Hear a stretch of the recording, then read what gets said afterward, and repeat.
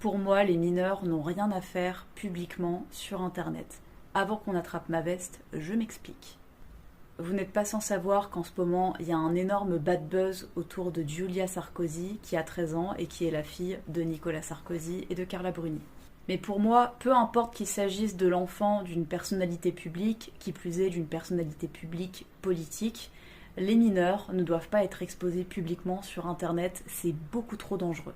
Et quand je dis ça, je ne blâme pas les enfants et les adolescents qui sont exposés publiquement sur Internet, je vais vous dire, je ne blâme même pas leurs parents.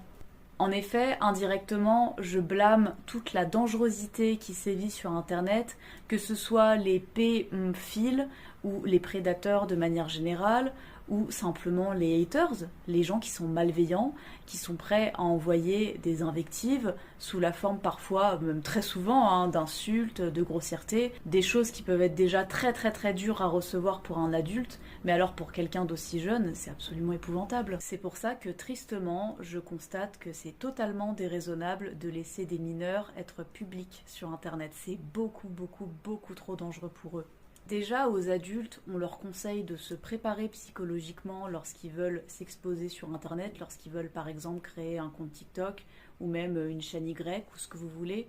On leur conseille de se blinder, de se préparer du moins et d'être sûr de leur décision, d'anticiper que malheureusement, même si c'est pas de leur faute, quoi qu'ils fassent, ils vont potentiellement s'en prendre plein la tronche. Moi-même, je vais vous dire, j'ai ouvert une chaîne Y, je fais exprès de dire Y, pas le mot en entier parce que ça plaît pas forcément à l'algorithme.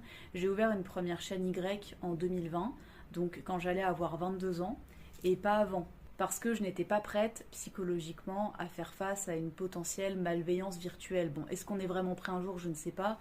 Mais en tout cas, c'était pas le moment pour moi d'être potentiellement exposée à ça. Je ne sais pas si je suis claire. Et d'ailleurs, je pense que c'est pour cette raison que quand j'étais mineure, justement, je m'interdisais entre guillemets d'ouvrir une chaîne ou de faire quoi que ce soit publiquement sur Internet parce que j'étais déjà très consciente de ça. C'était un moyen de protection, je pense. Et pour les mêmes raisons, j'ai eu un compte TikTok seulement en 2023 pour les raisons que je viens d'évoquer, parce que TikTok, c'est quand même un réseau qui peut être extrêmement toxique. Ce qui est sûr, c'est que TikTok, vous pouvez faire des vues quand même très rapidement, et donc potentiellement vous en prendre plein la tronche facilement, quoi.